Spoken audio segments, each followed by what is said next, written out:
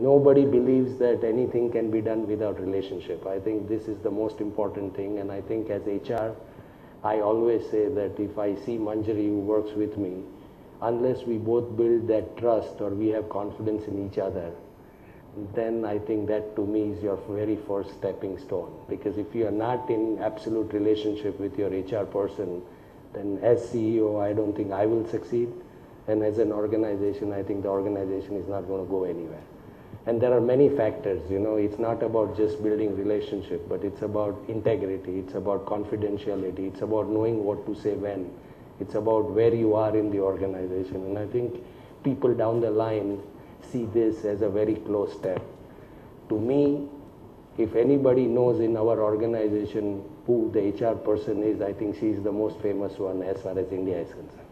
So you can check with anybody in Montreal and you say India, they'll probably say Manjari before they say my name.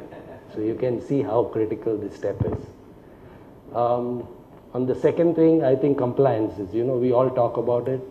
I think in India, it's more of a buzzword, probably to some extent, Colgate again. But I think the reality is that HR does take compliances very seriously, and I think we have to push ourselves very hard. Sometimes it comes across as if a HR person is trying to do the job, but that job is so difficult that HR is getting branded sometimes as being the people to go to who will say no to everything. This cannot be done because this procedure doesn't allow you to do this.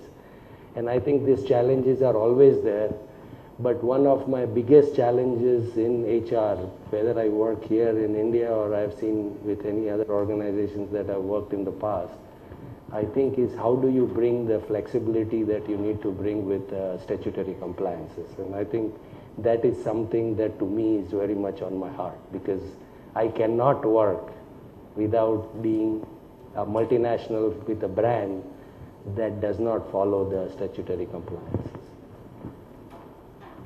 Code of conduct, we all talk about it.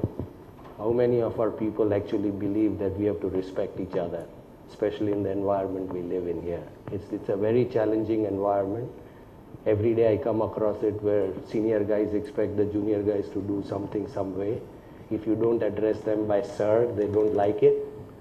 It has to be given a specific name, though he has no respect for anything that the person does. You take a janitor, we treat him very differently. Drivers, they are treated very differently.